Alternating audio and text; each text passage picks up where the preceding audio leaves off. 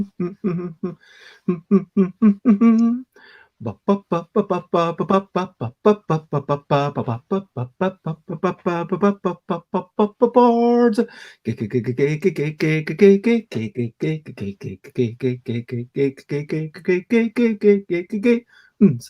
games, boards games, it's what we're talking about. Boards games, boards games, I'm not gonna shout. I am starting off this streaming with a little bit of singing. And over there, let's all holla and say hello to Dina. Dina's done a lot of marketing and has some experience and insights which she's been giving. Dina is been a wonderful guest. I'm not going to say that Dina's the best because I don't want to choose just one. No, indeed, that would not be fun. But regardless, I'm going to say Dina's rather good. And but that might be an understatement, but I hope that's understood. But regardless, we're going to talk about accessibility and how to make sure to fit people's needs so that people can truly engage with the things that you have chosen to create. Board games and accessibility marketing outreach, it's what we're talking about. Board games and accessibility marketing outreach. I'm not going to shout, hey, good morning, everyone. Good And morning. hello, Kate. It is lovely to see you. And this is another busy bath time board game blether. It doesn't matter whether it's morning or evening or night or whatever, wherever you are, whatever time it is for you, you are very welcome. You don't even need to be taking a bath. It's just like bath time is just a vague concept that you could take a bath, but you don't have to. I mean, I've only taken showers since for a good few months. I can't remember the last time that I took a bath. I almost feel like we Why should have done not? baths Baths as a are the best. we should have That's done one of the baths as a best. brilliant thing. Oh, we Yeah. should have. When I lived in the UK, I would have a bath like almost every single day, and I would have, squeak a little duck in it, and it was just I mean, it brilliant. feels Yeah. like could could we just still do the baths as the brilliant thing, or are you committed to what you said before? We can definitely swap. Yes, I'll be Okay. flexible. And hello, Narfo Holiker. It is lovely to see you. And thank you for joining us. We are going to be talking about accessibility and marketing outreach with Dina, as I mentioned in the intro song. But before we get there, we are going to have about 10-20 minutes of intro. And so let's first talk about brilliant thing. Brilliant. What's the little thing, which is Brilliant. brilliant. Okay, so yeah, baths. I mean, like the thing about baths is that they are so relaxing and you can soak yourself. And what I do like, I know some people say that they struggle to keep the water at a temperature that's appropriate for them. But you just let some bits out and make sure to put some more hot water in it. Depends, is your hot tank good enough to have an entire bathtub? And once you fill that entire bathtub, to have more hot water still on the go. I mean, sometimes you need to turn on the hot water boiler for a bit beforehand, especially. Mm. But yeah, for sure, it does feel like, okay, this is a bit more of a pampering and like just giving you that space to kind of, yeah, for sure, there feels like there's been a lots of things that I've been a bit remiss. And this is making me feel like, I definitely want a bath. Maybe not today, maybe not tomorrow, but at least, within the next week, maybe on Saturday. Maybe Saturday will be my weekly bath day. Who knows? Yeah. I mean, I mean, how often do you have do a you do bath these bubbles? days? I can't have a bath because in Finland, where I am located, most people only do showers, so most places won't even have a bath, which I think is really sad. And it's the same thing in Norway. Everywhere will Oh, have a shower, and it's kind of considered a little bit of luxury to have a bath. Well, it's in the UK, everyone has a bath. So when I was living in the UK for nearly 10 years, I would have a lot of bath because you have to fill up for a lifetime of being deprived of bath time. So I would get all the bubbles and, you know, bath bombs from Lush and stuff like that. And I would just really pamper myself Oh as yeah. much as I could, because I knew at some point I probably had to leave UK. And then whatever I did Mm. while in the UK would have to last me until I could get That's a myself a fair bath and point. maybe I've buy not a even really house. thought about this. Mm. That when I go to Thailand, I might not have access to baths anymore. And then when I maybe, you know, if I'm coming back just for UK Games Expo, then, you You would know, just sit in the I bath all wouldn't the have time a and be like, bath oh, there because, you know, I'm maybe not staying at a place that has a bath. But then maybe I nip up and see my parents if they're still in Glasgow, and it's like, okay, while I'm here, I'm going to be taking a good few baths. yeah, exactly. And I just realized that, well, my kid, he has a pop-up bathtub that he Oh. uses for all his baths because he hates showers. And I am totally with him. Like, showers are not cool if you want to have a cozy time and play. Showers are not Hmm. for playing. They're for getting clean, right? So he has a tiny little tub that he uses. And I was thinking, like, are there bigger versions of these? Is there like a pop-up bathtub for adults? And Hmm. there is, but they're obviously like really expensive, but it is getting to a point where I think it might actually be worth it, because I can't install, because I'm renting, so I can't install a bathtub here, but I could buy a pop-up bathtub for myself. And then would you have like a hose from? I mean, where would it run from? Because if you've got a shower head, would you unscrew the shower Mm. head and attach it on that, or would you run it from the So kitchen tap? Or So most showers in Finland that I've seen, at least so far, has like you can swap it between two functions, so it can like run like a tap would run or a bathtub. And then there's also a shower head connected, because obviously it makes it easier if you're doing washing and you're filling a bucket. You need to have a tap that can work for it, because you probably wouldn't use the kitchen one because it's kind of small and there's not enough place for a bucket. So usually in the bathroom, the one that goes to the shower also is multifunctional. mm-mm. So it like very easy to just like pop one up and just slide it in there and, you know, go ahead and have a bathtub time. Oh no, that does sound really good. And yeah, in the comments, feel free to tell us, what do you think of baths? When was the last time that you had a bath? Do you have baths very often? I mean, I myself, as I say, it's been like a good month, maybe 2 months. I don't know. 3 months. I don't know. I can't remember. I think it's been a And good also, like, 3 months or so. are you a bubble person or a bath tea person? Because those are a thing too. Or are you simply, you know, warm water and bath salt person? Because there are, you know, three major ways of doing this. And what would you prefer? And if that's what you want to do, Xates, go for it.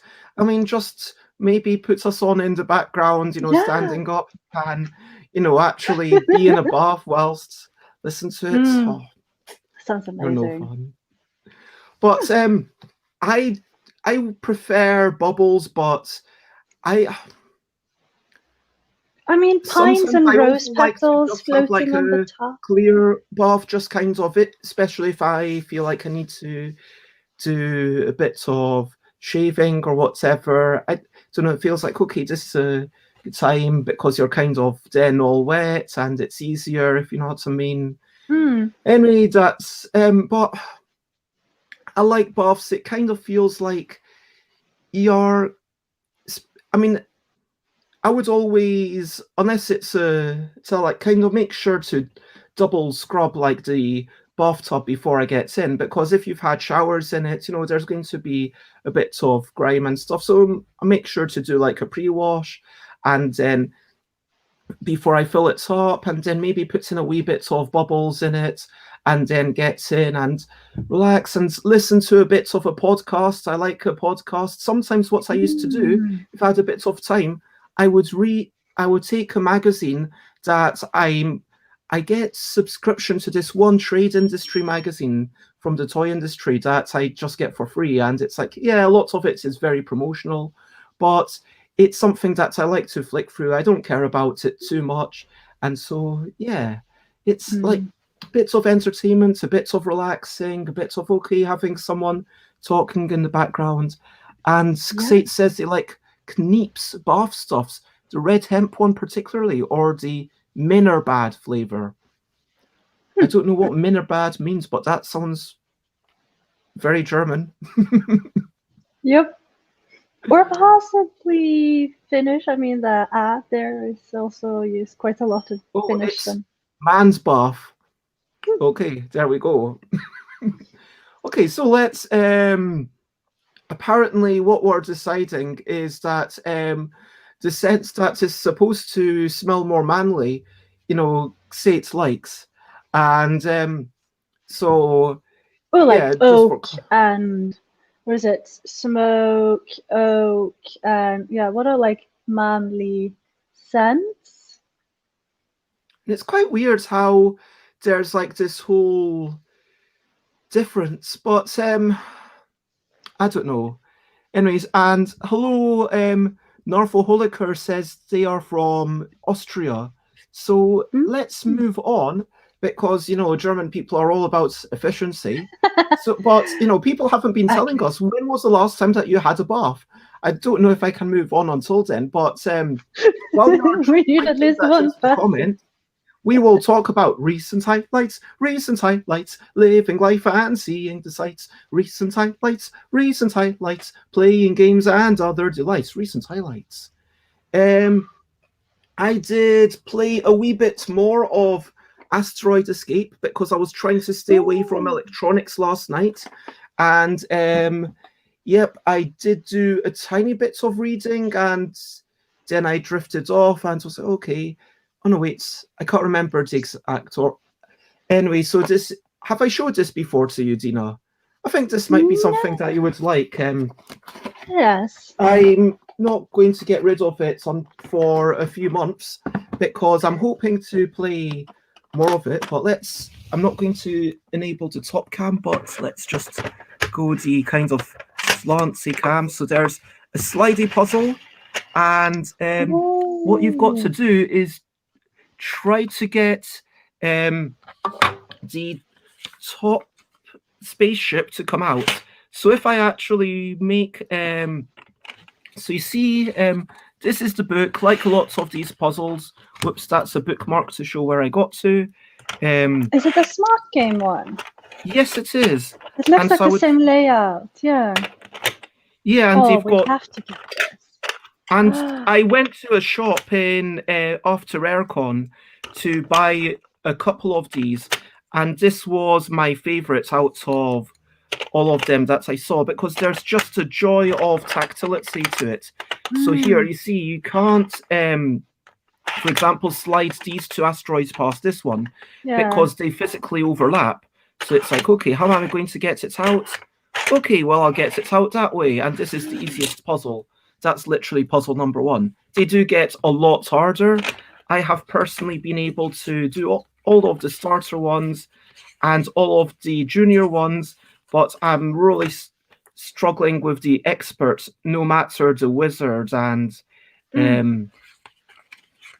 master levels. But yeah, that is something that I played a bit of yesterday. But yeah, That looks just really cool. I bet my kid would love that. I mean, it has space theme, so so it's been so nice. Well, like we take a lot of train trips, and I will take my smart games with me because they're so small. You know, they fit in my bag quite easily, and I can just set them up to all the different challenges, and I give it to my kid, and he will try to solve it. And once he's done, he slides it over to me, and I will check it, and then I said, "Do you want another one?" And then I'll send it back. So we do that a lot. And then when I go on my train alone or I have alone time, I will try to do the same ones and see how far I can get. So we have this little bit of a competition going. So it looks like a really cool game. and sorry about that, Xate. I guess I wasn't fully cognizant of the. Yeah, I guess it's kind of difficult. This is where when I go to Thailand, if I don't know what I'm going to do, like, because I don't know if I want to have a every day, but I will probably do some sorts of streaming, like maybe once a week. It's like okay, let's do some streaming from like a sort of studio space, and then have a mic for me, and like maybe have it like in front of my mouth somewhat, so then I could be fingering things and moving pieces around, or but yeah, sorry about that. But yeah, the other highlights was I had some rock, as in the fish and chips, and that was nice. And yeah, chatting to my dad, which wasn't the most enjoyable conversation because it was repeatedly explaining the state of my teeth, but it was for basically an hour. But we had a nice 5-minute kind of bits at the end where I was, okay, so how are you? And obviously it's really nice that dad cares, and it's nice to kind of get in touch, and these relationships are something that I'm sure in 40 years, because I'm not going to say when, but realistically sometime between now and the next 40 years my dad is going to die, memento mori, and let's try and treasure our time. Sorry, I hope that's not too downbeat, but that is all of my recent highlights. What have you been enjoying, Dina? What have you been enjoying, people in chat? Okay, so I will start with a bit of a reading, I think, a highlight, because we talked about books last time, and I have been reading quite a lot lately. And yesterday I was reading Gail Carriger, which is a steampunk, which I absolutely love. And in the previous book, at the end that I finished yesterday, there was a wedding, which I thought was really cool because the person was an Aravani, which in the world here is trans individual. And it was just beautifully put out, like how it was all done and explained within the story, just absolutely beautiful. And I was like, oh, this is a beautiful romance. And it was just, yeah, I was crying. And I just love it when a book can, stir emotions and do something that just, that a lot of authors don't actually do, and portray real people within their stories. And to do it in a steampunk, I think was really nice. So absolutely loving this author here. Yeah. And the other thing is that I've had Timothy over, and we've been playing Too Many Bones Undertow. So my table is laid out with everything, because we ended up doing a bit of combat to really work it, see how it works with a 2-player, because I've only done it in solo so far. And it was quite fun because the first challenge that we had was the chimpanzee, or that has dodge. So we had to start kiting around, and having to struggle with that was absolutely brilliant. So we have, I just love how the game does it, because obviously you have to stack your health tokens, chips underneath your character on the battle map while playing. So it's very visual, and I can keep track of what is happening, and it just feels very gamified to me. Like it feels like I'm actually, it is a real challenge. And for someone who loves role-playing games and used to everyone having their own character sheets, just having that extra visualization on the table was just, I'm absolutely loving it. And I was like, how can I bring that into role-playing games? I thoroughly enjoyed how that's working out. That does sound fantastic. I know that it's a funny thing, because I was talking with some people about an upcoming show, group chats about Christmas games or holiday games, and Alan said, oh yeah, me and Charlie have been playing Too Many Bones. I mean, it's not particularly a thing that you would think, okay, this is our Christmas game, but holiday games are what you make of them. And so, sorry, are you okay there, Dina? Yeah, I think there was someone on the door, but I'm not quite sure. I can't really hear my doorbell, so maybe I should quickly check. Okay, sure. But yeah, I will keep everyone on the headset. Well, there's so while we move on, people in the chat, what have you been up to? And the next section for those who've been here before is, of course, the questionably quick questions, where we start chatting about where are you and what time is normally the first ever question. And we all, of course, know that Dina is Finland. But where Yeah, exactly are you? 12:20. So I'm in a small town. Well, it's actually not really a small town. It's quite a large town. I shouldn't say small town anymore. I'm in Hämeenlinna, which basically means like the castle of Häme, which is a gorgeous little coastal place, and it has a massive castle, which is probably like the only reason why I really wanted to move here. There's a little bit more better crowd than where I used to live just 4 weeks ago. And a recent highlight for Jay Foolsguard is that they got Tabletop Simulator to work on their laptop. Congratulations. And yeah, we've got some chats about, I don't know what WGT means, but we've got some side chats about how pretty Salzburg and Leipzig is during Weihnachts. I don't know. That's not Weihnachts, but I'm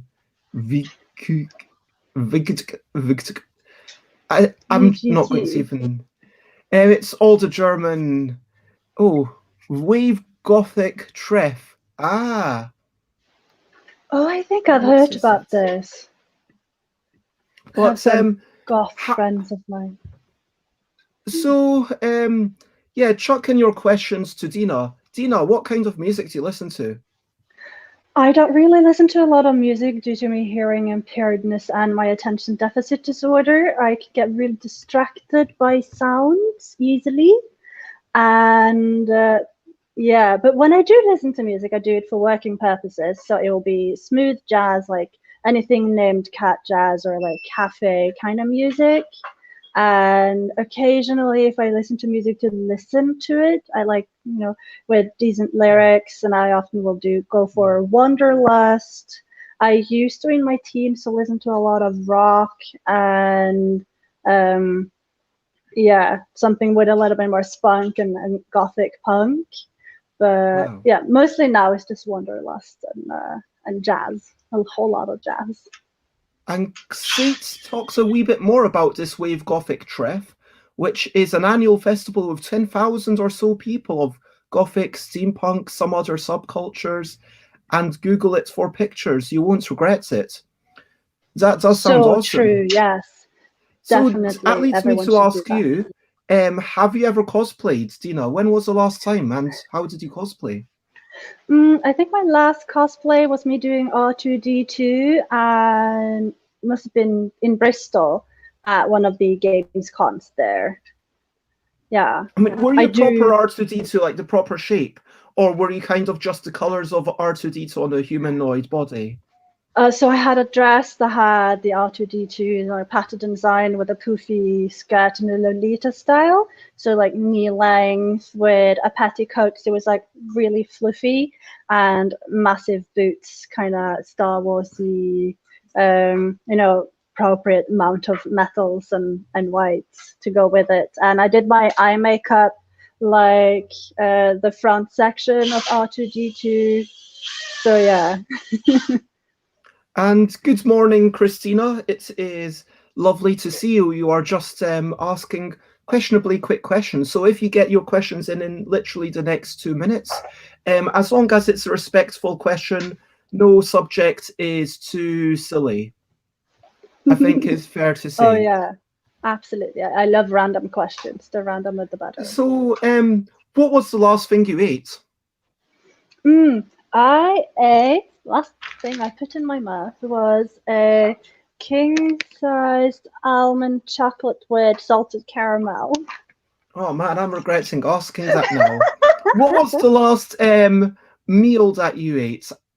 Don't tempt me with all your chocolates and snacks. Oh yeah, okay. So yesterday I had a baking day, and I made vegetarian and vegan pizza swirls.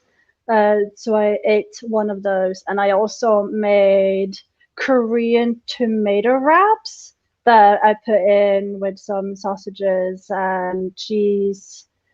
And I also made a homemade pizza in the same running. So I just had lots of stuff Wow. going in and out of the oven and just like eating a little bit of everything and putting most of the stuff into the That sounds freezer. amazing. Yeah, so we there was a lot of food yesterday. That was the last meal.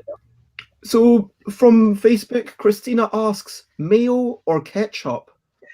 Oh, see, I have a thing against condiments and things that has, you know, like fat and eggs. And obviously, I am vegetarian leaning vegan, so I don't really like either of them. If I absolutely have to choose, I think I would have to go for the ketchup, but only if I can kind of mask it in something else. Because I think mayo is absolutely disgusting because it's so fatty, and I don't like the way it feels in my mouth. Okay. Wow, I would be have to admit, it's like I know it's fatty, but I could just eat mayonnaise on its own. Like if it's a good quality mayonnaise, like just a spoon of mayonnaise to taste it and See, I can do that with whipped cream, but not mayo. No, not whipped cream, that's too much. I can do fat in other ways, like, you know, a pound of butter, no issues. But I mean, I know that mayo, no. whipped cream has other connotations, but no, and it does say you can make your own ketchup to make it less bad. You know, maybe add a bit less sugar. I do maybe that, yeah. Kind Did of you know that reduce on tomatoes. most ketchup in the stores actually contains a little bit of cinnamon? And my kid is horribly allergic to cinnamon. So I have been making our own ketchup because he loves ketchup and everything. He had a phase, and I would make every month a large batch of ketchup. And it has so many strange ingredients in it. And I got one that was tastes very much the same, but without the cinnamon and also without the anchovies. I know someone who's got.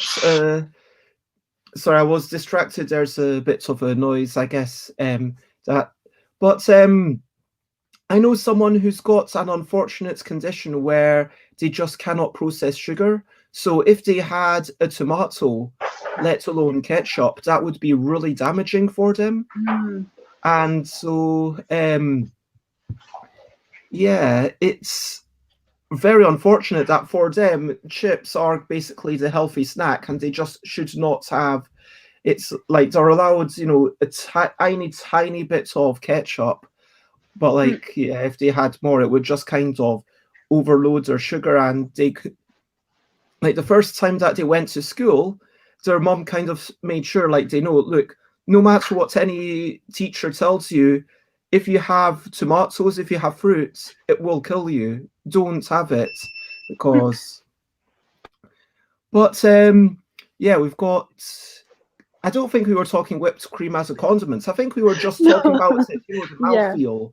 But I would rather have a spoon of. I would enjoy a spoon of mayonnaise more than a spoon of whipped cream on its own. Personally, that's me. But I Christina would said, happily drown in whipped cream, like. Now, the next question, and let's call it the final question for the questionably quick questions, is if you could spend a day as a shark or a pigeon, which would you be? Good question. Oh, I've got a definite idea here. I know my view, but it's all about you. So let's put you in the hot seat. So a pigeon is basically a flying rat, and they can do just about anything.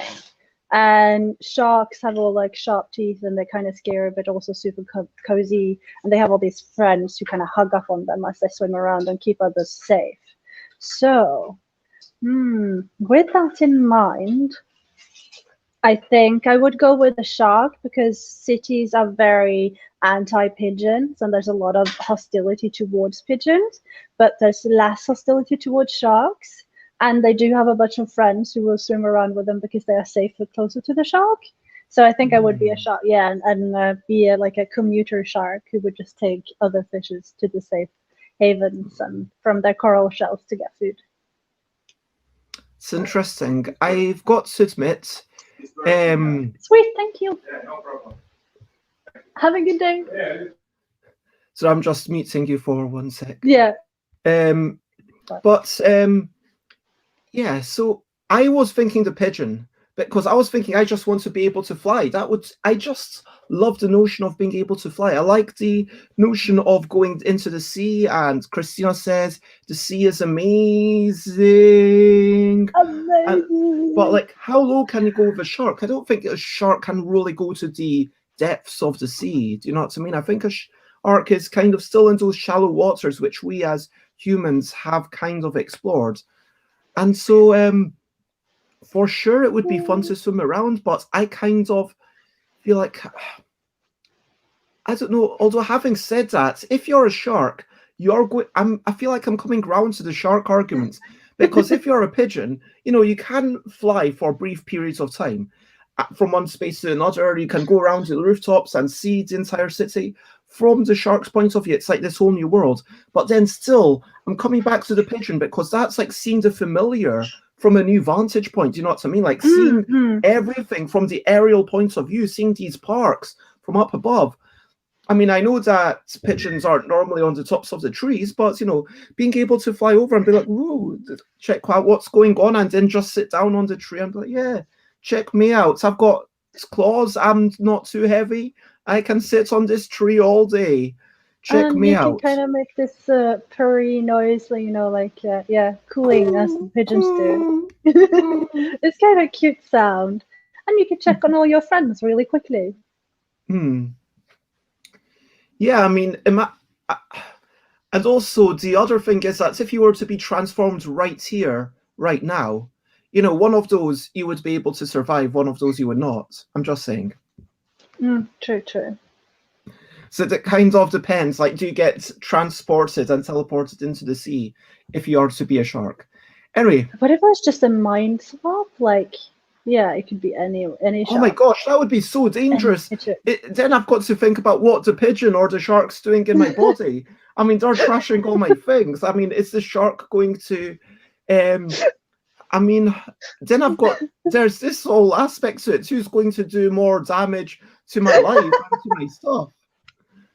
No. That feels like a sort of more a Friday question, because that could go on for another hour. I think I would prefer to mind swap with a shark than with a pigeon. At least I would have more food left in my cupboards after the shark. Maybe. I don't know. But yeah. I think more pondering needed. But yeah, before we start off is there anything that you want to share with us about the past couple of weeks, how you've been? I mean, last time we saw you, you had moved house, but how's everything been since then?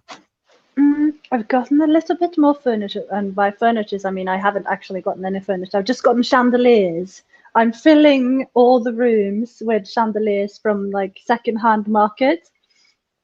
So, because I have a thing for chandeliers. A chandelier is a fixture. A chandelier is not something that the renter kind of puts into the house. So here they have like these, you know, on the roof there's several places that has hooks and 2 wires sticking out. So I can, so the hook allows me to attach chandeliers. So I'm just spreading chandeliers wherever I can, basically. Yeah. Okay. So it sounds like you're really making a home, and I know that you've got to... So let's get into the topic, because it's already 1:30. I feel like this is something that we'll have a lot to chat about. Feel free to comment, ask questions. Please do follow wherever you are. Bez and Friends Game Day will return January the 9th. So if you're not already part of the Discord, please do go to stuffwithbez.com/Discord. It will redirect you to my Discord, and there's also a cat chat and a place to post pictures of cats or recent games played. So, I mean, it's worth it just for the cat chat. And then you can see fluffy pictures of Oscar. I know, right? So let's talk about accessibility in marketing outreach. So, what is this all about? Okay, so I think, in my humble personal opinion, that modern marketing has to be accessible marketing. You will not be able to really get out there properly unless accessibility is a part of your marketing plan. And I love it that other people will echo this. You know, modern marketing is accessible marketing, is like one of the bigger headlines for the past couple of years when it comes to people who talk about marketing. So I thought, you know, let's bring it into this. For sure. I mean, there's always a cost involved, isn't there? Like, there's always additional labor. Like, let's, if you want to have, I mean, my current viewpoints, and it's not a fixed viewpoint, I'm very open to being changed, and that's why I really enjoy these sorts of chats, is that, you know, to some extent, you've just got to do what is within your budget, what's within your time, and that is kind of the thing that, let's be honest, if you are going to try and have focus too much on, it's the number one priority is to make the thing that you're okay, in cold terms, the thing that you're selling has to be the priority, the game. Assuming that this is all about marketing board games, which is what we normally talk about here, it has to be the game which is more accessible. So yes, you might be thinking about, okay, how can we make this game of My Little Scythe more accessible to people who just have visual impairments? Let's say someone who can't see at all. Maybe is there a way to kind of explain the grid to them? Is there some sorts of grid reference, or can you say, okay, this is this place, and like, if you don't have that in your game, then is it worth having that in your marketing? Do you know what I mean? It feels like there's no point in having your marketing ever be more accessible than the thing that you're trying to make to be the thing, which in this case we're assuming is the board game. Do you know what I mean? Like, and you know, Michael Heron's Meeples Like Us talks about grid references and all sorts, but that's out with the scope of this. So I do a lot of accessibility advising for people who do game design from that. But obviously, since I also do marketing, I get to look at it that, okay, so maybe you spent some time to look at the colors you're using in your game, and you have thought about how to explain your game to people who have cognitive issues, for example. How are you going to communicate that to people if your marketing strategy isn't as accessible as your game? If it's not accessible at all, say you've already thought about the colors and what background you're using and text contrast. Like we talked about your social media, you know, when you have text inside an image, it should, you know, have a certain, you know, difference between the backgrounds, you know, light background, dark text, and so on. So you've done those things, but if that doesn't reflect in the rest of your marketing, it you know, it's gonna fall a bit short. So you're kind of losing out on them. Whoops. That was fun. Oh, surprise, surprise. I had a little bit of a falling there. Oh, okay. So obviously, yeah. So you're doing lots of falling out, so it's all good. Oh, I have to rewatch that just to see like how much of the room did you see. Not very much. It's all good. I don't think we saw anything.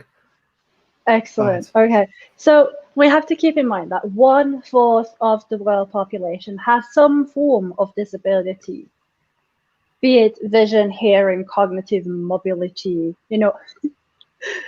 So these are people who essentially are dominating on the market, and you could lose out on quite a lot if you're not making it accessible for them. If you're making your game accessible but not your marketing, you know, those efforts that you put into your game isn't going to benefit the people that it could have. You know, you're still not going to get them in to your game to buy it because the rest of the marketing and your approach outside of your game isn't as accessible. Yeah, connecting to the audience. That, yeah, and Christina echoes that, and yeah, says I should have read this out while it was on the screen, but saying I Yeah. think accessible games without accessible marketing are not going to connect to their audience. Accessible marketing bleeds into game design because you will struggle to market an inaccessible game in an accessible way. So maybe by, I mean, I don't know, like you can for sure, I could, I mean, the accessibility in your marketing is not a direct relationship to the inaccessibilities in the game. I could tell you about yogi. I can offer you to watch videos of that or podcasts about that. None of that requires you to have big body motor functions. And, you could easily learn about it. I could market it to you. I mean, it has been marketed, through visual and audible means, but none of that requires on the inaccessibility that the game itself is very inaccessible. If you can't touch your hand to your face and like kind of, if you struggle with holding that position, then this just is not a game for you. Whereas you don't need to be able to do that to watch a video. By the same token, let's say there is actually a game about identifying certain colors, and maybe there is no tactile quality. It's completely inaccessible to visually impaired folk, but at the same time you can describe it in a podcast. Like I could review any game and tell you about it in a vocal format. I could tell you, okay, there is this. I'm not going to do that because then I just kind of bigging up games that I'm not that keen on, like the ones that come to mind. But do you get what I mean? Like I could do that in a very accessible format on a podcast, and that doesn't mean that the game is accessible to those people who just are able to engage with the marketing. So what we're thinking here now is that your point of view is that you are in direct contact through your marketing to the person who's going to play your game. But as a hearing impaired mom, I am looking for games who has sound elements in them that is for my kid, because he is a fully hearing child. So there has to be means for me to find these games for him in an accessible way for me as a mother, in order to, be able to do my duty as a parent. I need these things to be accessible. Or I have a friend of mine who is visually challenged. She's blind, and she has a fully seeing child. In order for her to find good toys for her child, she needs the toy manufacturers to be able to describe the toy in an accessible way so that she can purchase good things for her child, instead of having to always ask a seeing person, do you think this is a fit for my child? Because obviously she's the one who knows her child the best. She's the one who knows her friends the best when she's trying to purchase products or games for friends, for birthday presents, and all these things. And you may not be talking to the person who's going to end up using or playing the game, but you might be talking to someone who wants it for someone else. I'm going to be honest, that's a really good point that I had not properly considered. That element of allowing you to buy games from your child, and I'm embarrassed to admit that I had not considered. So thank you for bringing that, up. So there has been a lot of research done into this, and there's been an estimate that people are losing out on the market today nearly $1 billion every single year on not making their products accessible through their marketing efforts, because they're not thinking that they are able to reach people who are wanting to buy products for other people who needs it to be accessible. So like you, people are thinking that they are talking directly to the purchaser who's going to play or use their products, but forgetting on those who might be looking for presents. And, the holiday seasons are upon us. There are going to be people who, 1/4 of the population needs accessible marketing in order to find the products So it's quite a good time to start talking about this. If you're not doing accessible marketing, you're losing out on people who are wanting to get your products for others. Yeah, that makes a lot of sense. Whoops. Why is that? Okay, I'm going to show maybe the first slide that you wanted shown, and let's discuss what's going on here. So these are like the standard accessibility signs that we might see around, like mobility issues, whether or not something is accessible in terms of mobility, and you have the symbols for text from audio perspective, and there's the hearing and sign language, which obviously if you were to add in for using of sign language, that's the symbol you would probably add in your marketing approach. There's the CC for closed captions, and you have the Braille input, so make sure that your text can actually be read by ally apps and ally accessibility, so that they will be able to translate it for people who are using a Braille reader connected to their phones or laptops or tablets, whatever they're using to view the content that you have on. So these are just, to familiarize us what is accessibility. These are the symbols that you will meet. So the going clockwise from the top right, that denotes there's a presence of ramps for wheelchair users. Mm-hmm. Then the top one, you mentioned it's to do with text to speech. So you type and then the other person can hears hear it. the text, or people who are speaking in can get it into text. So when I use phones, I can have them talk to me, but I will see a text on my phone, for example, because for me, it's quite difficult to hear what people are saying all the time. So I often use, speech to text. I mean, speech to text does have its limitations, though, because I use that on my phone quite a lot just to avoid typing, to be honest, because it's something that I sometimes struggle with doing on the phone these days. It's just been a thing since lockdown. But yeah, with speech to text, it's like, okay, actually that word went wrong, so now I need to go back and fix it. And there's so many places where it went wrong. And I was actually looking at notes of about 4 pages that I did back in March, and I was like, oh, I completely forgot that I had all these insights and realizations, and it was just a big long ramble of me talking to myself about what I wanted to do and stuff. And yeah, but I sort of understand the gist, but that's partially because I said it and it's just there as a memory aid, because so much of it is wrong.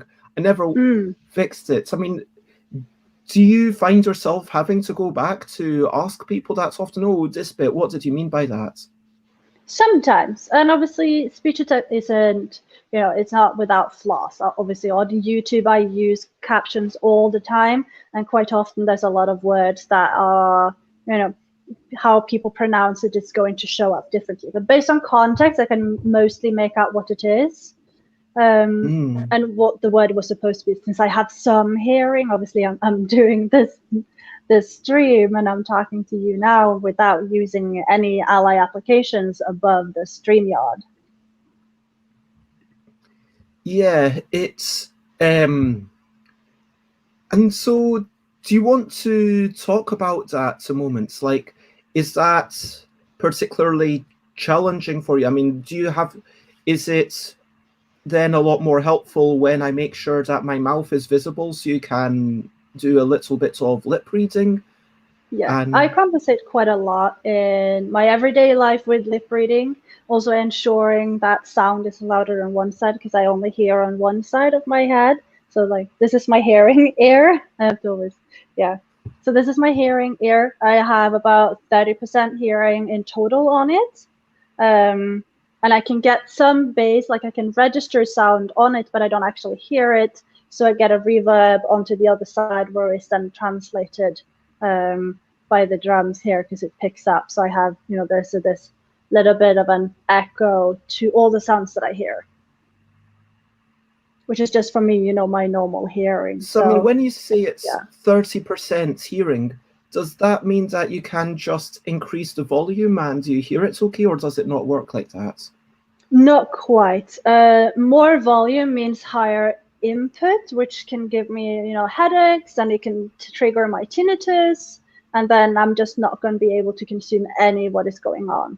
So for me, it's just having it in a moderate level of audio and nothing in the background, no extra sounds interfering, quiet environment and all that, and being able to see people's faces so I can lip read or compensate, or also, when I do Zoom meetings or Hangouts, I always have captions on so I can compensate, because staring and lip reading for long amount of times, when I used to do full-time work remotely when the first pandemic was closing, I was sitting in meetings maybe 5 hours a day, and that was leaving me with really severe headaches because I was looking at them and reading the text and bouncing up and down. Yeah. Sorry, when you say when the first pandemic was closing, do you mean during the first wave of lockdown? First lockdown, yeah. Okay. I was doing full-time work, and 5 hours probably in a day we would have meetings.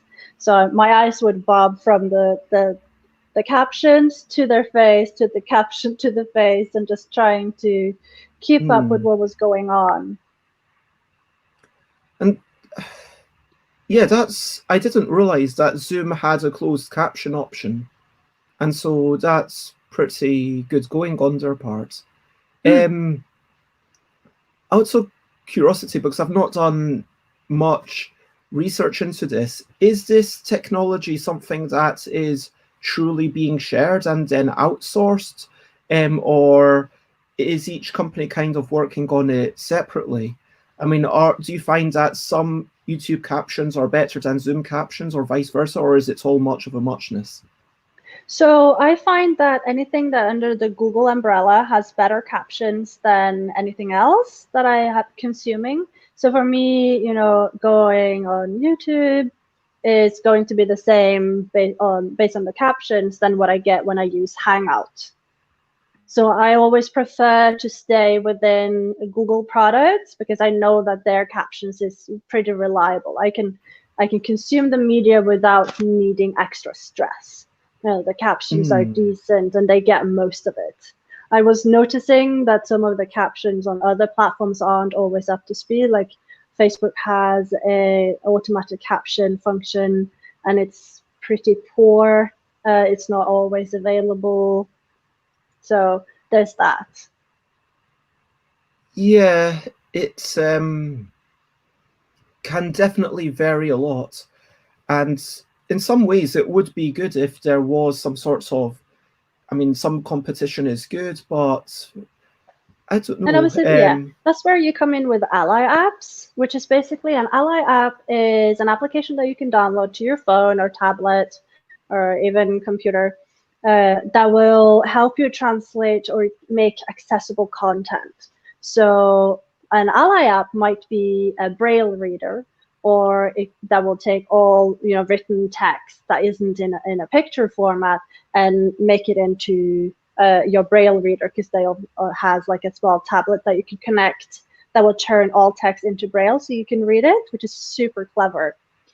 And then there's this little balls that just go up and down. It's so cool. And there are Ally apps that will read out alt text that you can use over Twitter or Instagram if alt text is available, and it would read the captions, which is super handy. And when we're talking about accessible marketing, it is to use alt text and adding the captions. And if the captions aren't available, an Ally app would attempt to make the captions for you.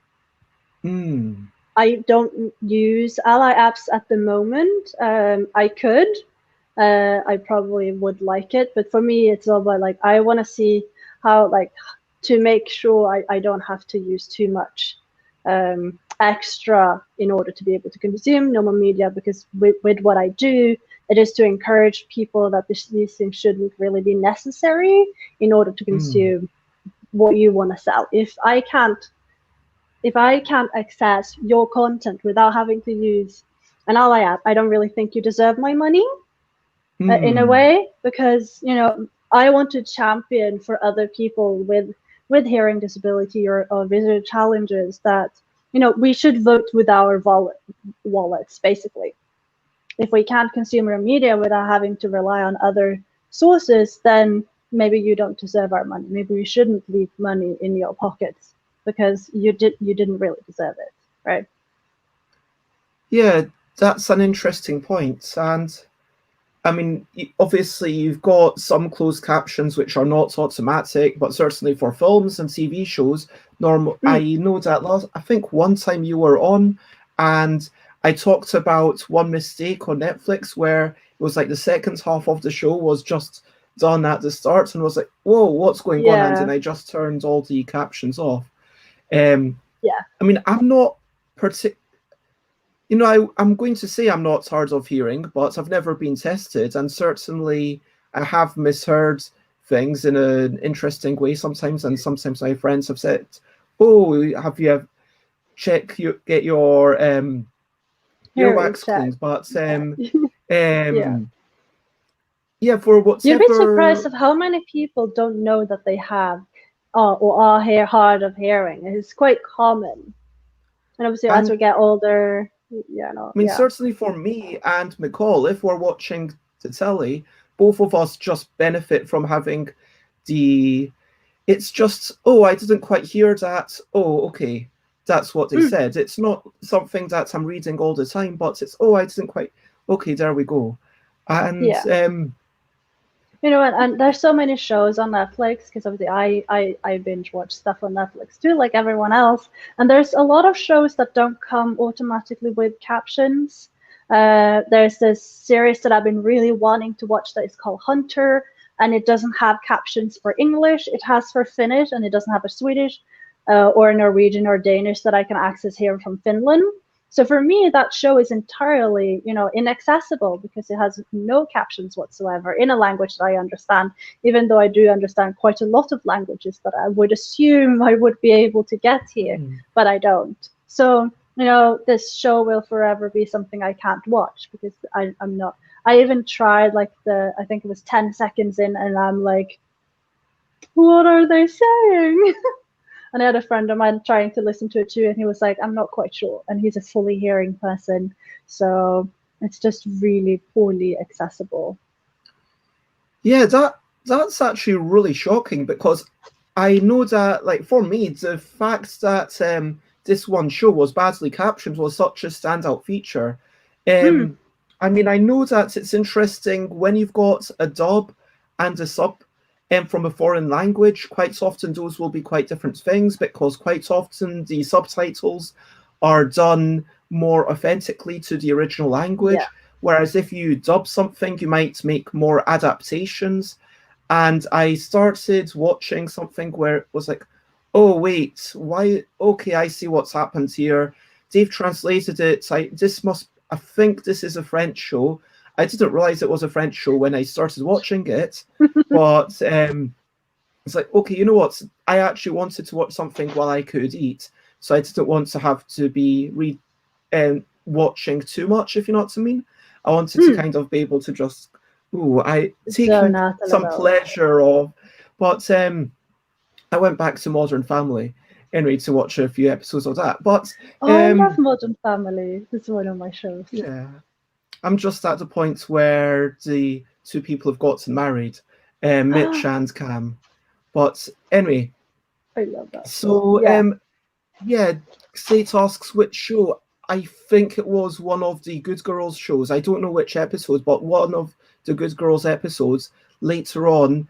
If you are hard of hearing, that's almost worse. It's just one of the episodes is completely messed up for some reason. So you're already invested. So you have to write into Netflix and be like, please fix this one episode because, as a hard of hearing person, I can't consume this media. What I noticed yesterday, while I did watch, I think 2 and a bit episodes of Modern Family whilst eating, was that yeah, they've added credits for the subtitles, which to me that's a really good sign, because it kind of comes back to rule sheets. Do you know what I mean?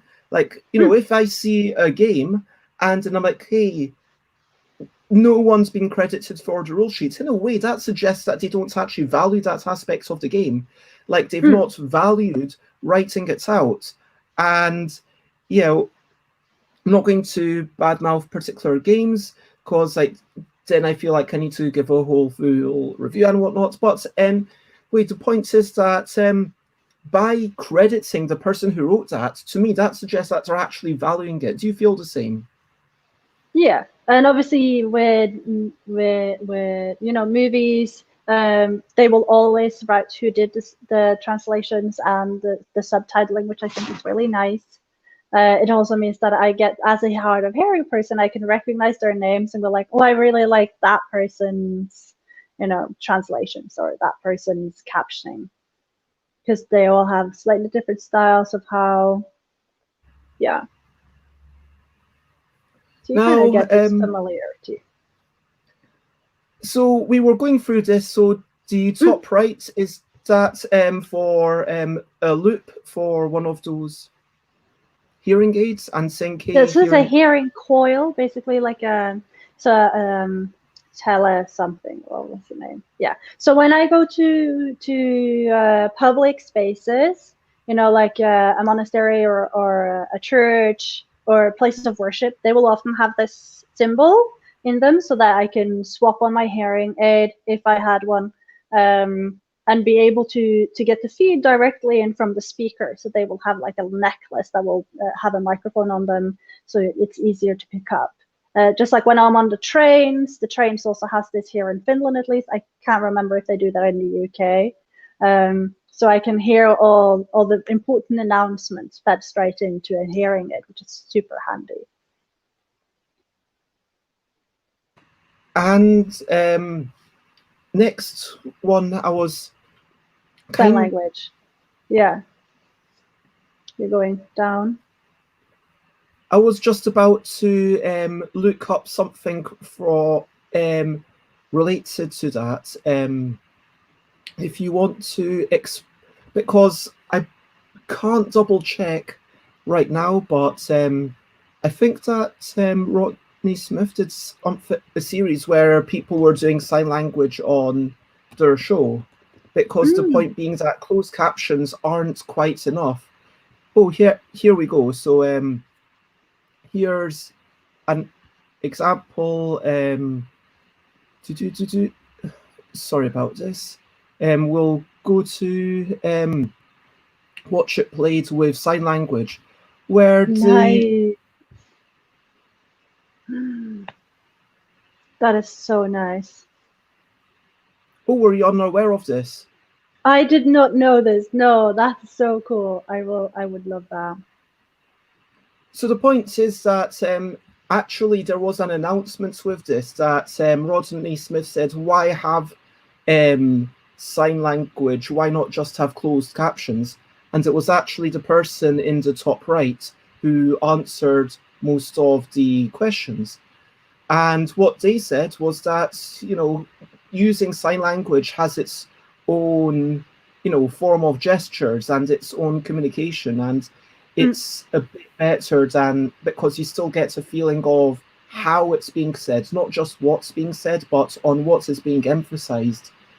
Yeah, absolutely. And it's really nice. Like, I know some sign language in Norway. I took a course in ASL, and when I was living in the UK, I learned some BSL in order to just have the basics in case I was encountering people who would benefit from me speaking with a sign language. So yeah, I actually used to do nail art, and I learned to do a lot of my own videos with sign language. So I used that as a practicing ground in order to make my own content that I was doing as a content creator more accessible. So that was, yeah, it's absolutely love it, because for me also as a hearing impaired person, I understand a lot more of the emphasis of words, and also like their way that they're moving their lips for me is like so easy. I can just, you know, for me, the stress level of reading a person who is used to a hearing world and reading the lips of a person who comes from a deaf community is, you know, such a big difference. Sorry about that. Yeah, just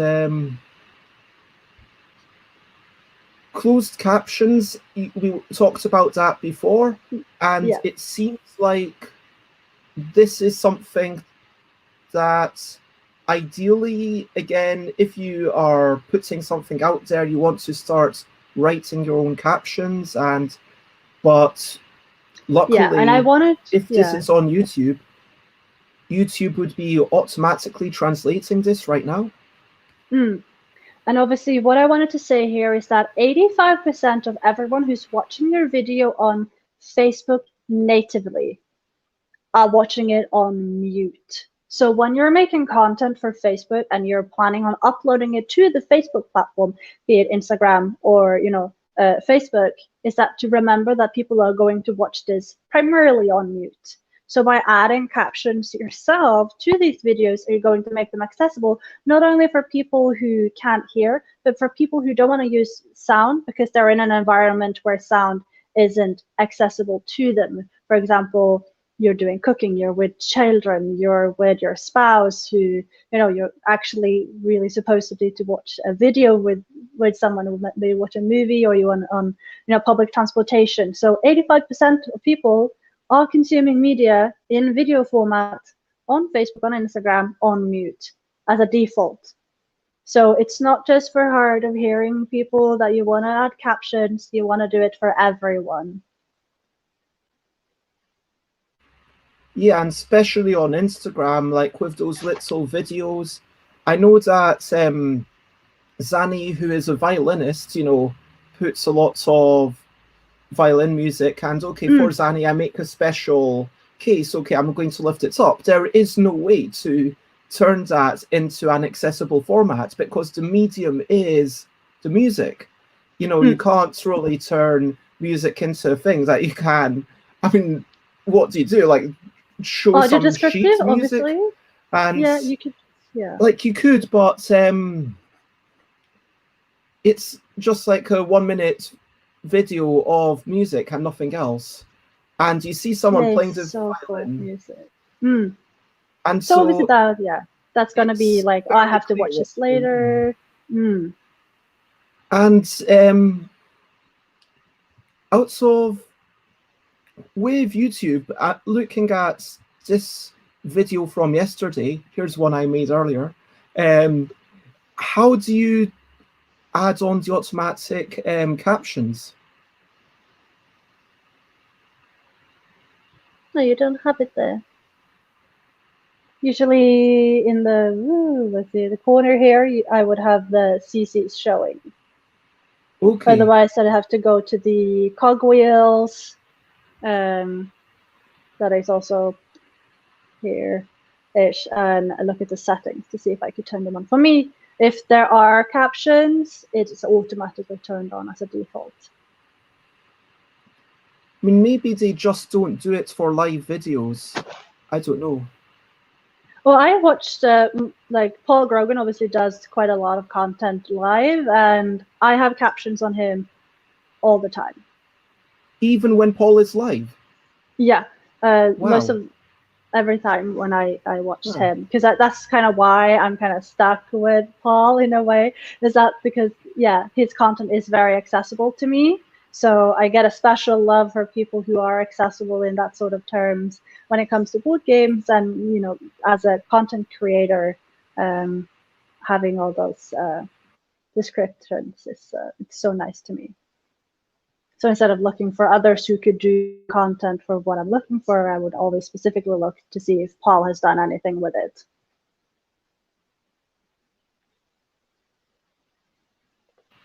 Yeah, that makes a lot of sense. Kind of having someone that you prefer their content and knowing that they're going to do good stuff.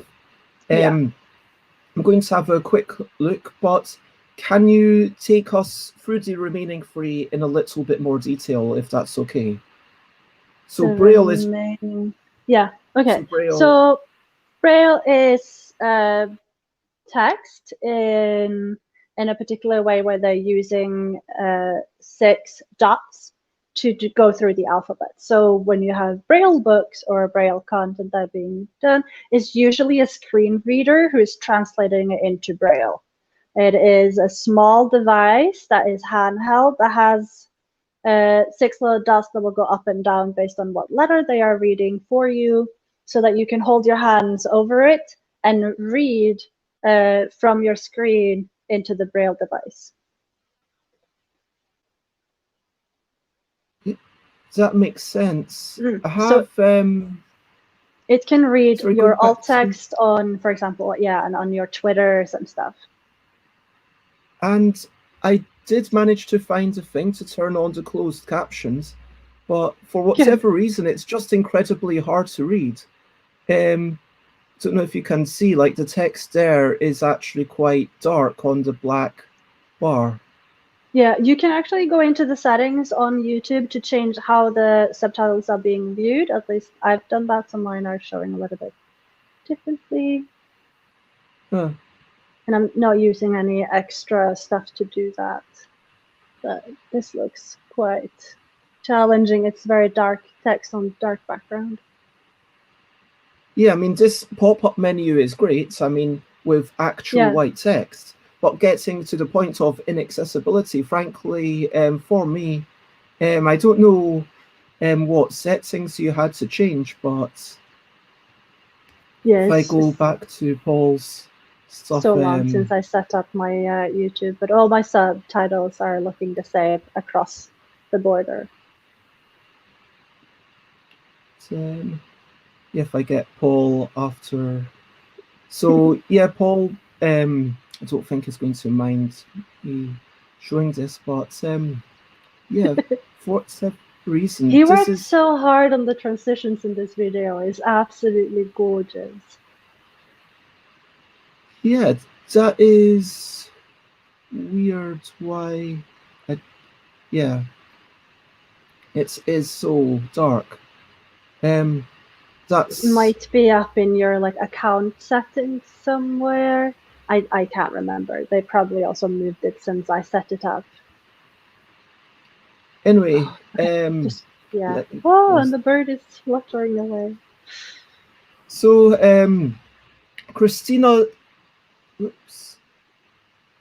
just started a hamster YouTube and takes the time to edit the automatic captions to be sure that the hamster videos are more accessible.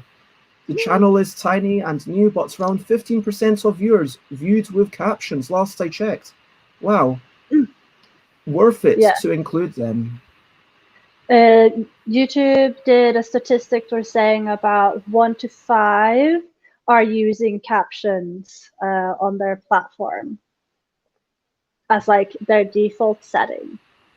So you mean 20%? Yeah. So it really speaks to the importance of this, and also of going behind the scenes and checking these kinds of statistics that Christina has been looking at. I mean, it speaks to a real thoroughness and consideration, yeah, for sure, and looking at how people are engaging. Yeah.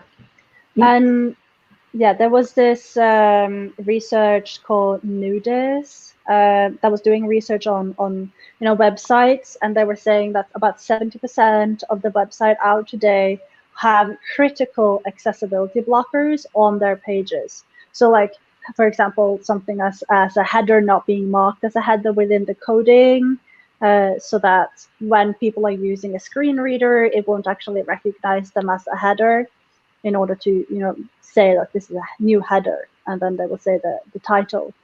Or things like not having captions on their video, or they will have video content that just doesn't point anywhere, so that people could use, you know, screen readers or text to, speech to text and stuff like that. Critical accessibility blockers. And, you know, why do that to yourself? Sorry, could you reiterate what you mean by critical accessibility blockers? Okay, so so an accessibility blocker is basically people aren't able to consume your media natively. A severe accessibility blocker is that they have to use an ally app in order to consume your media, or they can't. Well, there's like this graphic design on your web page should be able to be zoomed in 200% in order for people to read if there is images with text. And if that's still not possible to read it, if it's just pixelated at that point, you know, that image is inaccessible. So critical accessibility blockers on your website would mean that you zoom the image that has text 200% and you can't make out what it is because it's just pixelated. It means that your headers aren't marked within the programming. It means that there is no sitemap available, so navigation on your website is inaccessible for people who are using screen readers or are needing, you know, have visual impairments. So at critical levels is basically that 70% of the websites that are out today are not able to, the people cannot consume them. So if they are one out of 4 people in the world who have accessibility challenges, they are not going to be able to use your website at all. They're going to go away from that platform because they cannot use it whatsoever. Yeah. So when you're doing marketing, you know, be one of those 30.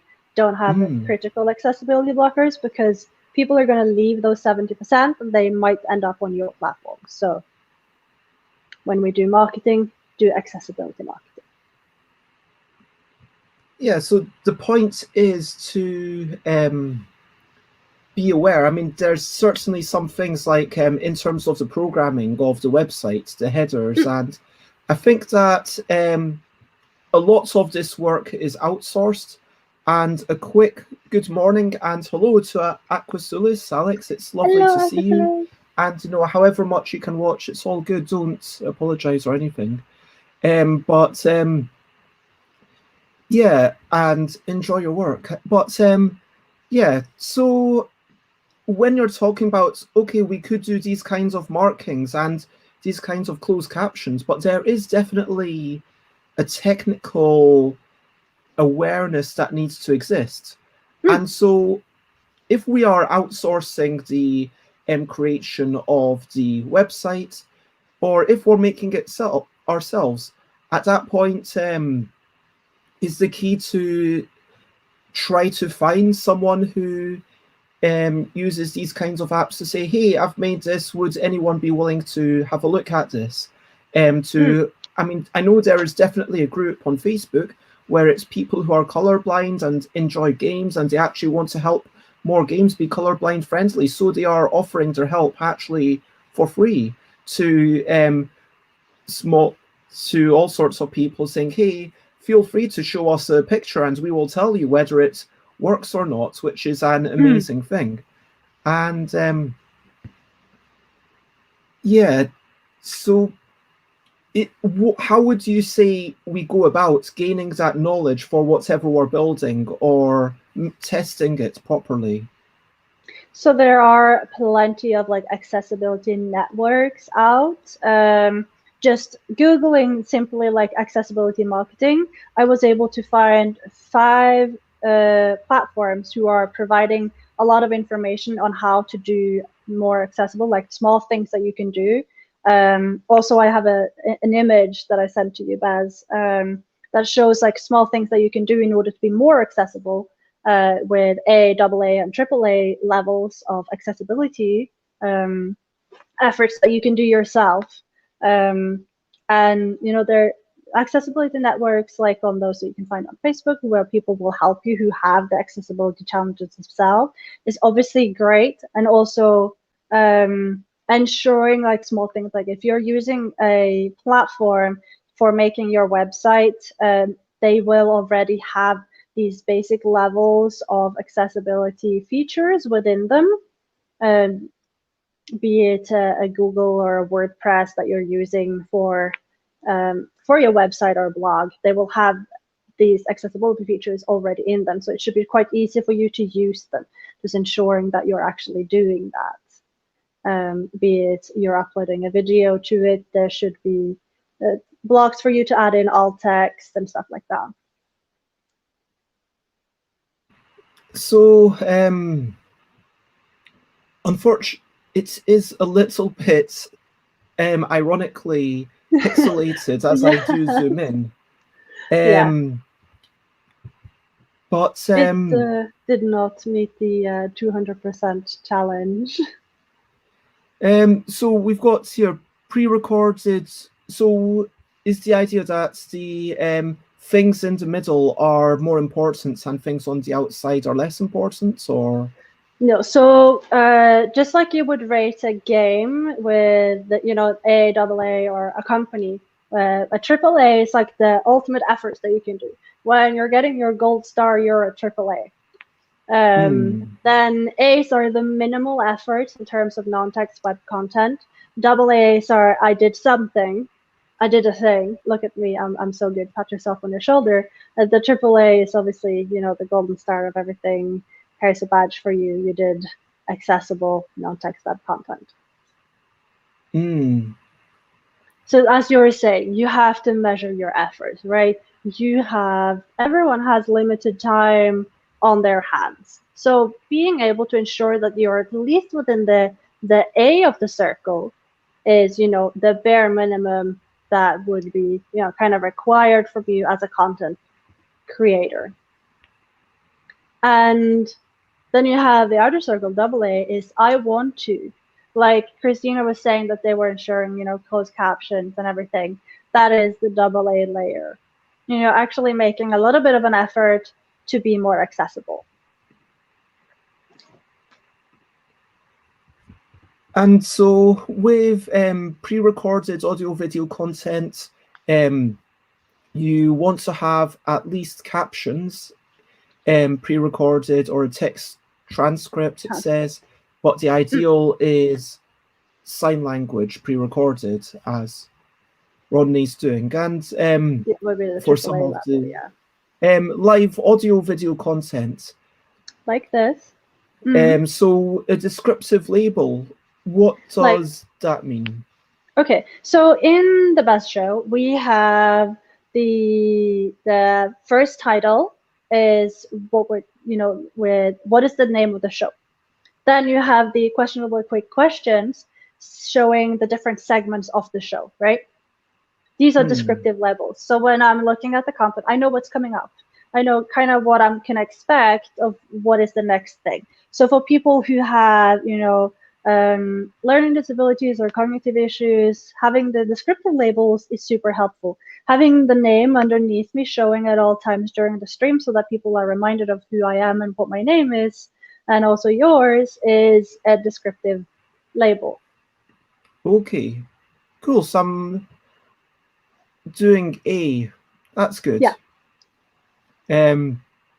Ideal would be the captions, which sadly we've not worked out how to activate that even for the old videos, which does seem very strange, and why I don't know why Paul Grogan's are dark for me. But live audio only content, so descriptive labels, so presumably it's adding a visual aspect to this. So maybe show notes, because we're not wizards, they always have, okay, here's the links to all the games. And I know Ludology are really good at this. They say, here's, for this time, this is what we talked about, this time, this is, and they link to every single game that is mentioned. Yeah, so if you're doing a podcast, descriptive labeling is super helpful. And obviously most podcasts platforms will probably not have captions capturing live functions. So at the point when, I guess that's for live though, but for pre-recorded audio content, it suggests a text transcript is only A. I mean, I don't know how they decided what's A or double A or triple A, but it feels like, that should be, I would be more impressed by someone doing text transcripts for pre-recorded audio content than someone having, banners like I do. I don't know. I feel like they're not patting people. Maybe Would you have a bigger pat on the shoulder in order to do a transcript from pre-recorded audio? Do you feel like that I feel would like have that's a been lot of work. needed?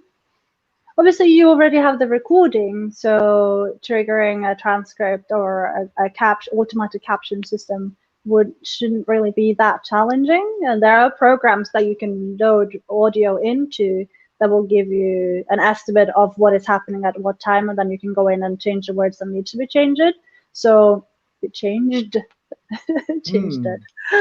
Yeah, so there are programs and features online that will make this job really easy. Because obviously you know what is being said by the time you're uploading it. So doing that little extra bit of effort to have text to go with it shouldn't really be that challenging.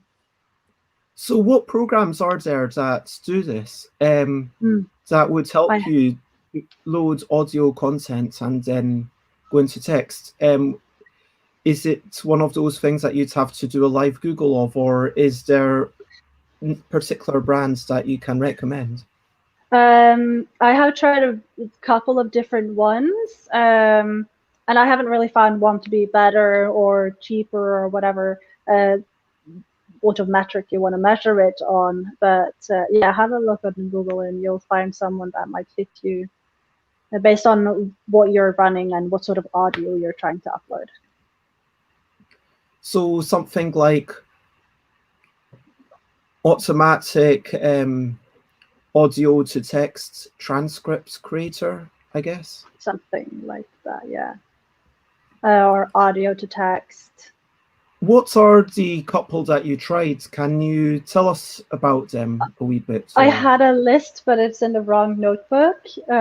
So yeah, I don't have it here, unfortunately. I should have. Okay. I was running around before the show trying to gather all my notes that I had, but this one was in the wrong place. Okay, no worries. So maybe that's something that afterwards, if you do find your notes and you do want to tell us a wee bit about it, maybe I'll pop it in on my BBBB. Instagram and Twitter. Oh, that would be cool. And on the Discord. Yeah, if you put it on the Discord, like feel free to link to your thing. But yeah, so what else? So this is already quite a lot. And so for someone who's kind of just making stuff and then thinking, oh wow, well, this is so much stuff. Like if I needed to do all this extra stuff, I don't know if I would even have the energy to make the stuff. Obviously that is, yeah. So I think the big circle there with, minimal effort is kind of nice guideline, because it should be measured based on time and how consuming it is. In terms of alt text, because we haven't quite gone into the visual part of it, we've talked a lot about the audio part of it, because obviously that's something I'm very acutely familiar with. But in terms of alt text, because that's something I've been working on quite a lot this year, is to be better at writing alt text and also using alt text when I'm doing, be it a GIF or GIF, if you want to use that word, on Twitter or on Facebook. I want to have there to be text with it. And one thing that I found really helpful is getting a book like this one, the Storyteller's Thesaurus, which will help your language become better at describing things. Because obviously, as a fully seeing person, we are used to just, you'll just use a single word to describe things, and you might not be the best way to describe something for people who are visually challenged.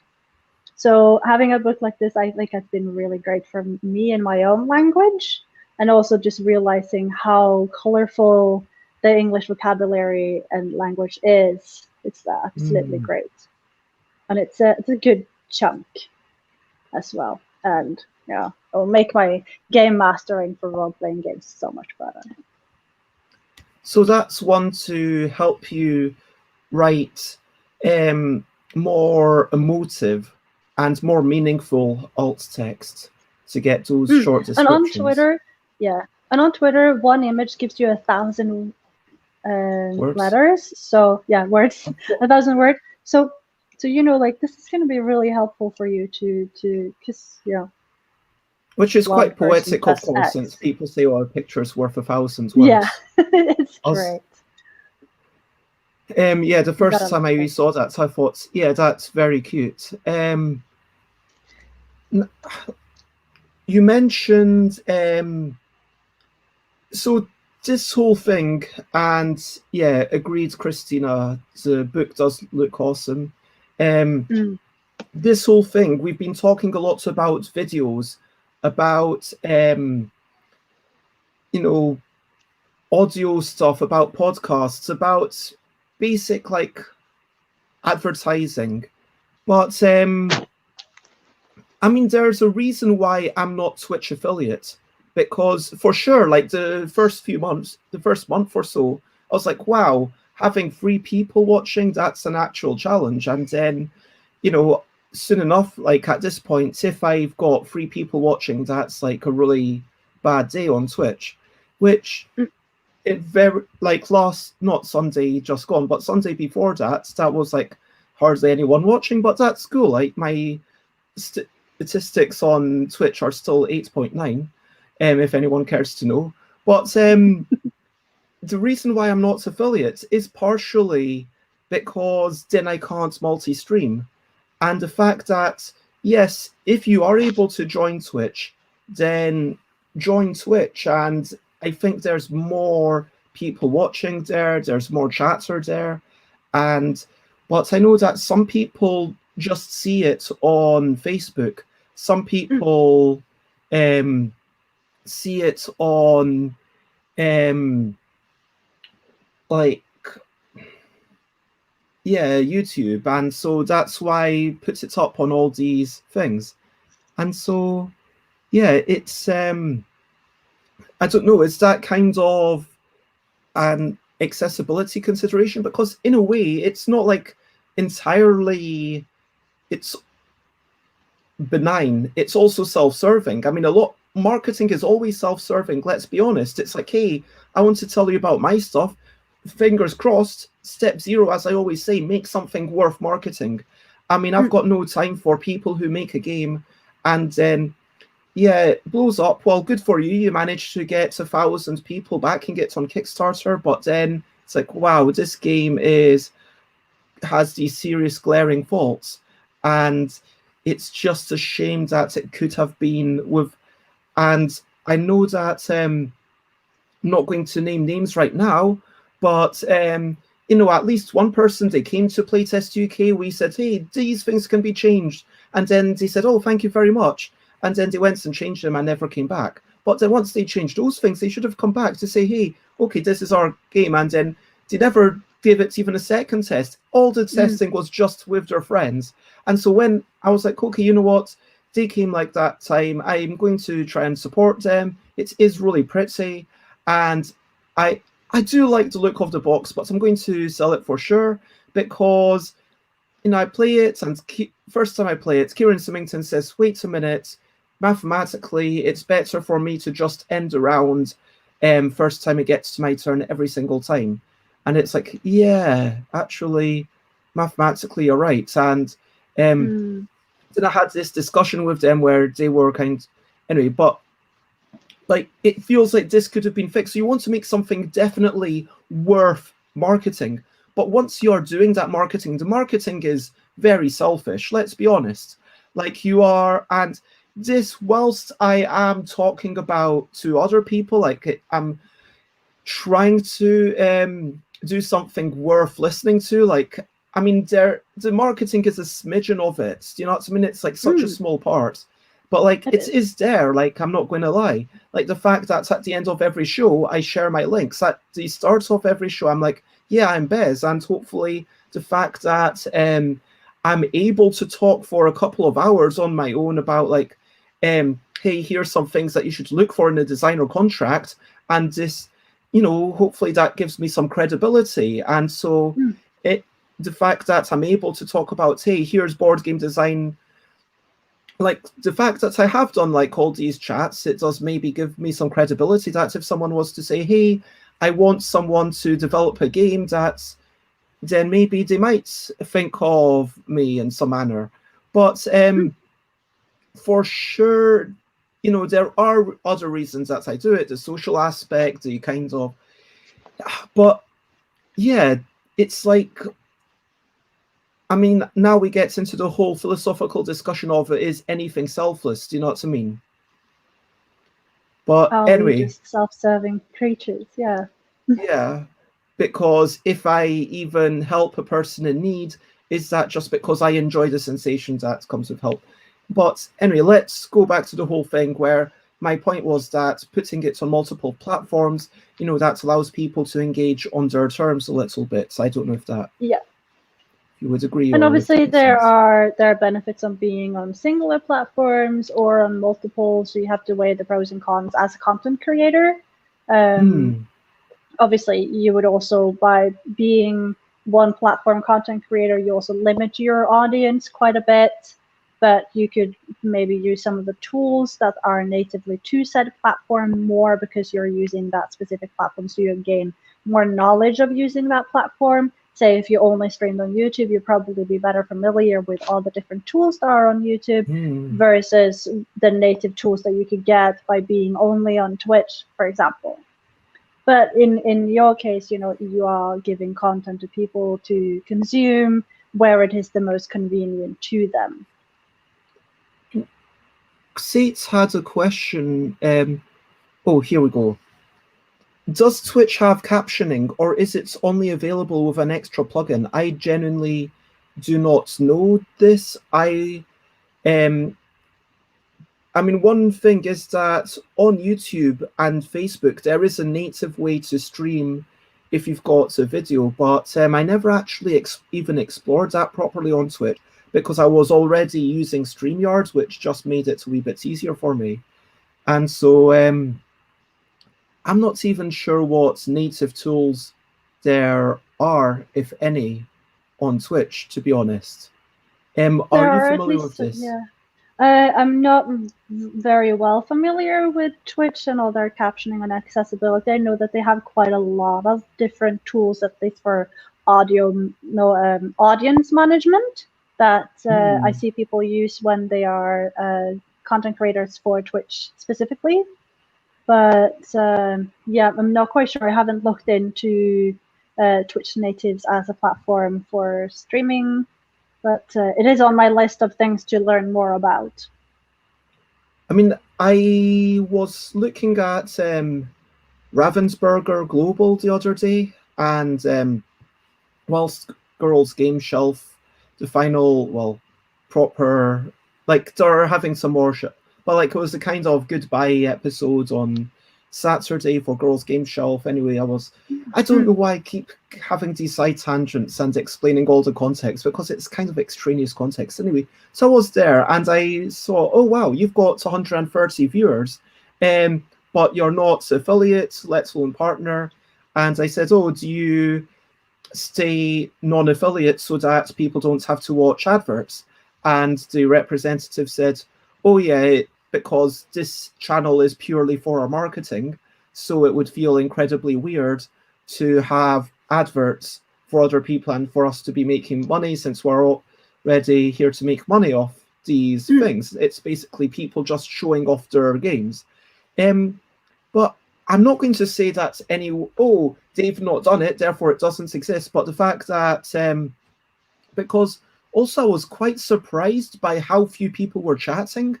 Like because I left it logged in, and whilst I was focusing on Girls Game Shelf, and like over the course of an entire hour and a bit, there were like maybe 4 people who chatted, including me, like so myself, the Ravensburger rep, and 2 other people over the course of an hour. And there were like, it looks like every time I looked, there were definitely more than 100 people watching.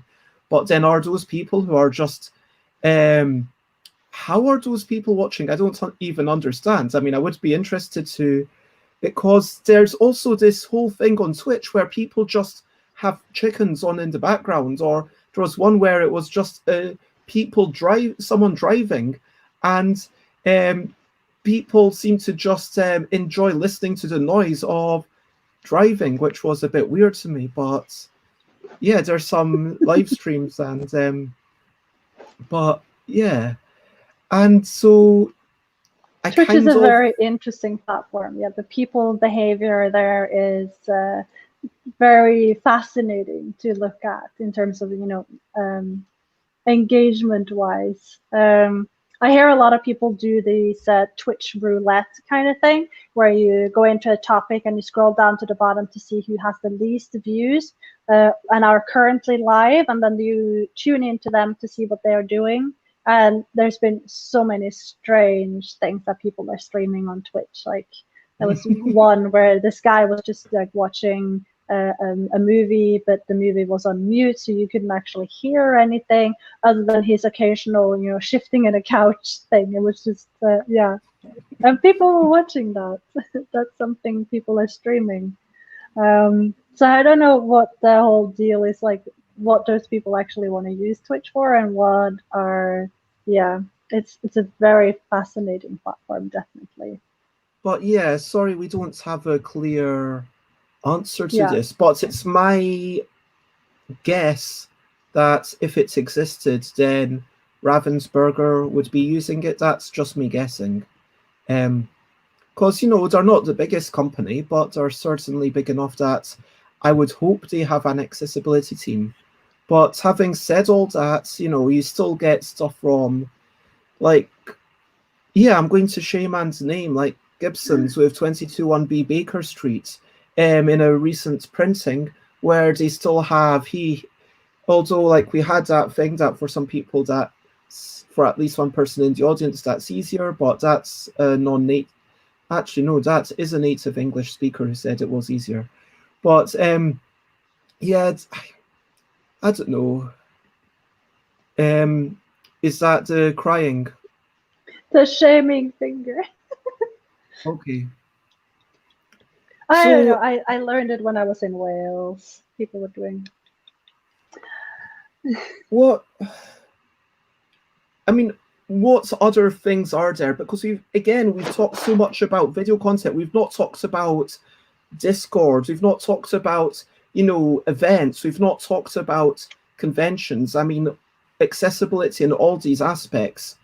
We've only really got 8 minutes before we have to put a hard stop to this. But is there anything that we can touch upon very quickly about all those things? Ensuring that your communication isn't done purely through images. This goes for, your Kickstarter or Indiegogo page too.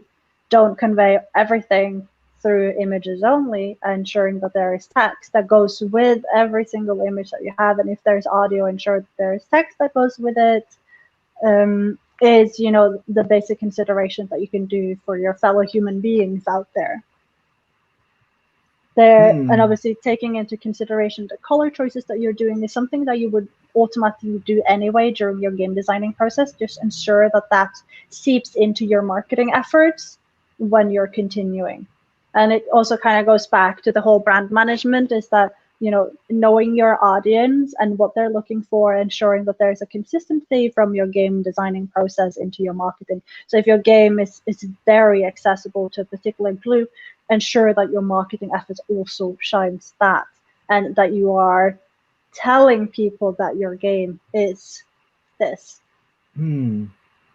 Yeah, that makes a lot of sense. I mean, one thing that I'm kind of sensing is that there's text, there's pictures, there's audio, and a lot of, as we kind of start to recap and starting to close up, a lot of the stuff here is about, let's make audio or video or graphic content more accessible by having a description of what's going on, having a But at the same time, sometimes it's good to go the other way. If you've got a lot of text, have pictures, because some people are going to struggle cognitively, and that can be and it feels to me like you've got text, you've got pictures, and you've got audio, and the more variety of ways you can offer the information, the connections, the ability to reach other people, the better. I mean, do you think that's a reasonable kind of takeaway? Yeah. It was also one of the things that I've really loved about the efforts I've done into Too Many Bones, because I'm currently playing that, I have to mention it, is that they're using so much color reference on the different segments within their game to explain what things are, like what is happening. Oh, my clock just fell down. You know, like their character sheets has symbols that explains things, and it's just really well done. And you know, these things should seep in, like when you have icons and colors that goes with it to make it more accessible for people who have, you know, processing disorders and learning disabilities, you know, ensure that these efforts are not just, you know, dying down in your game and into the marketing, you know, so that people can see that, you know, some simple things like having your rule book downloadable from your Kickstarter page or your website is great, because people can then check and they can see, you know, as how you're doing things, but also include an image or describe what your efforts were done during your rulebook creation. Like Paul Grogan talks a lot about like all the efforts that goes into making a good rulebook in an accessible way. You know, and if you're applying these things to your game, you know, this is something you could tell people. Bring them along on the journey the whole way so that they also know. And whilst a lot of these icons, I mean, it might, I mean, it depends how you're doing your community or outreach. Like certainly in this day and age, the physical ones don't make much sense, because we're not running conventions. But if I were to run, let's say, sure, I'll run a Bez and Friends game day on 9th of January, so join the Discord. But if I were to run something in Thailand, then it's maybe worth thinking about, okay, is this wheelchair accessible? How can people actually get here? Because I don't know, maybe I will run a thing, And because if there is a hotel that is connected to your convention, ensure that, you know, when people are calling in and they are booking it, ensure that the hotel is also accessible, you know, through the different ones. The wheelchair parking, is there a ramp instead of just stairs? Is there an elevator? You know, small things like that. And I think that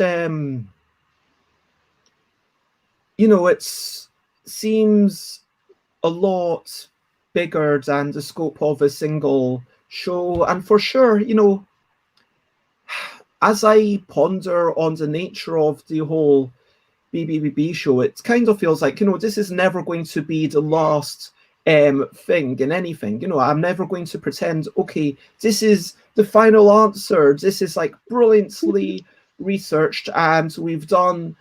I mean, let's be honest, if we wanted to make a video like that, we'd need to do a lot more preparation and research, and it would not be a daily show. Yeah, there's a reasons why I do workshops to talk about accessibility in game designs. There's a reason why IGDA would want to have people to talk about accessibility in game designs, is to continue the conversation, because it's never going to stop. There's never going to be, you know, you're never going to be able to get everyone to do everything.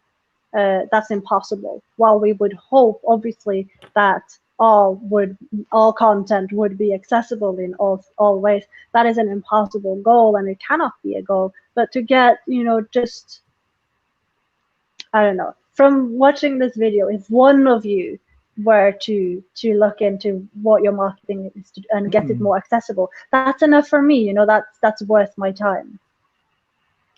And for sure, it feels like I'm not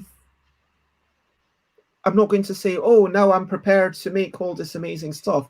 You know, there's a lot of work involved in actually making that stuff.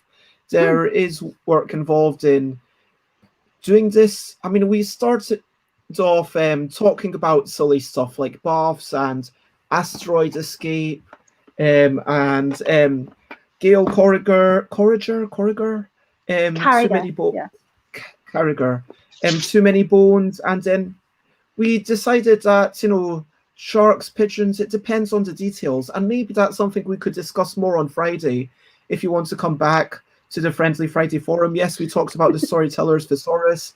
We talked about how the purchaser does not equal the player, and for me that was like such a big takeaway where I realized, okay, yes, there are maybe I'm buying a game for, you know,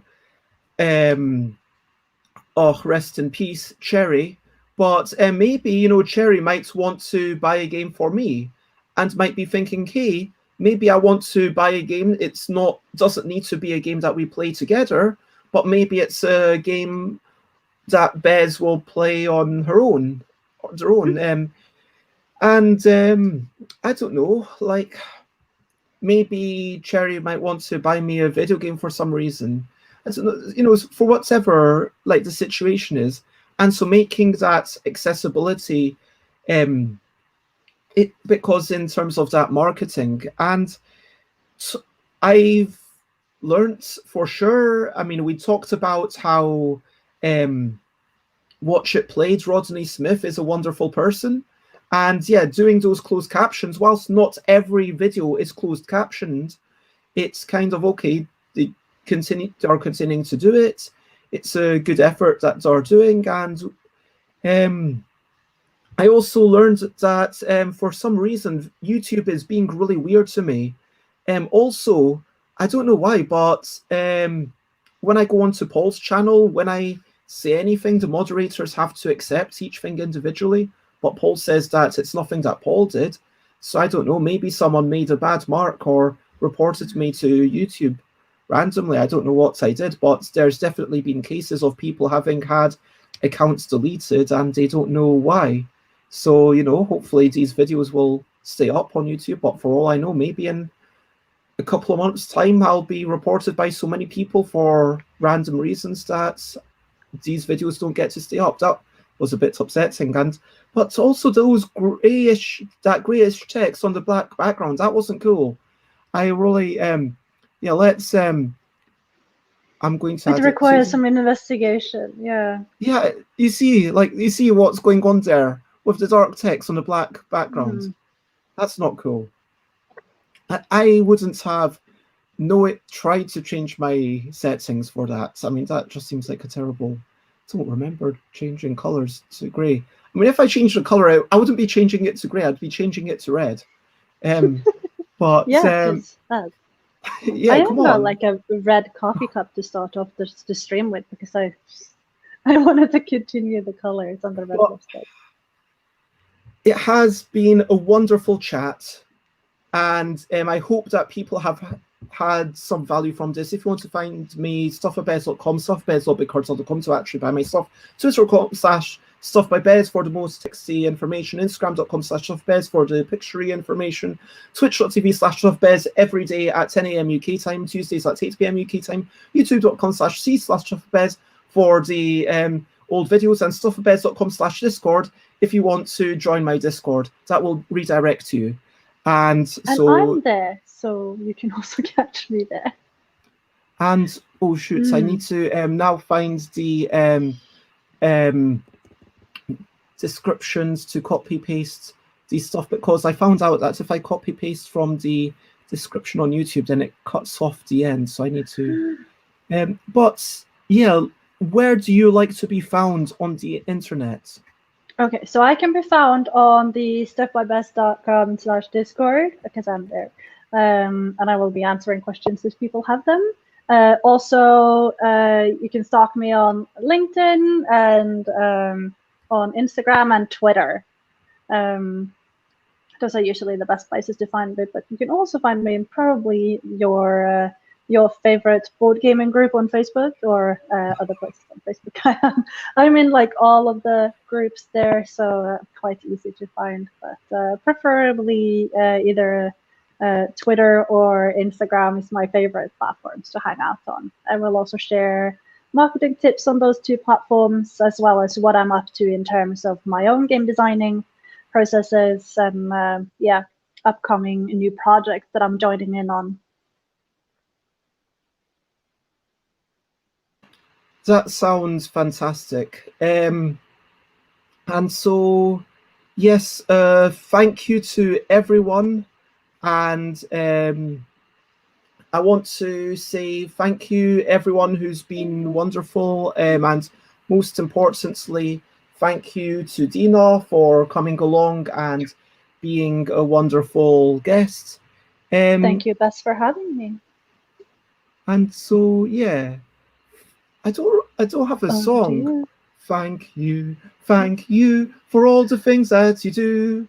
Thank you, my love for you is true. There we go. That's the song that's just made up for the thank you section. Oh. And so, now this to do. Over to you. What are you up to? You can share anything if you want to. So, I say anything. I don't want people to just, randomly spam their links or, shout vulgar abuse, but, in a respectful manner. And Xate, for example, says today is National Espresso Day, but it's only in the US because the US is very US-centric with that. I mean, it's like also limited in your aspirations. Why NaNoWriMo? Why not WaNoWriMo? Because, why National Novel Writing Month? Why not World Novel Writing Month?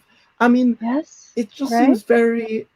Do you feel this way as well? Like it's very exclusionary? It's like there is a National Swedish Pancake Day, but I would like a worldwide Pancake Appreciation Day. Yeah. Why celebrate only one type of pancake in one country when you could celebrate all pancakes in all countries at the same time? I mean, like the UK, it has a Pancake Day, but at least it doesn't call it National Pancake Day. It's like, hey, it is our Pancake Day. We're not expecting people from France or from America to join in, but hey, at least we don't call it National Pancake Day. If you want to join in our Pancake Day, you are more than welcome. It is Pancake Day, so join in. And so, yeah, there's actually enough pancake variations in the world to have a Pancake Day every single day of the year. That doesn't sound right. So the last 10 years, I've been working my way through the world of pancakes and all the various different recipes for making pancakes, be it with lentil flour or rice flour or just wheat flour in different variations, with or without butter, with or without buttercream, buttermilk and stuff like that.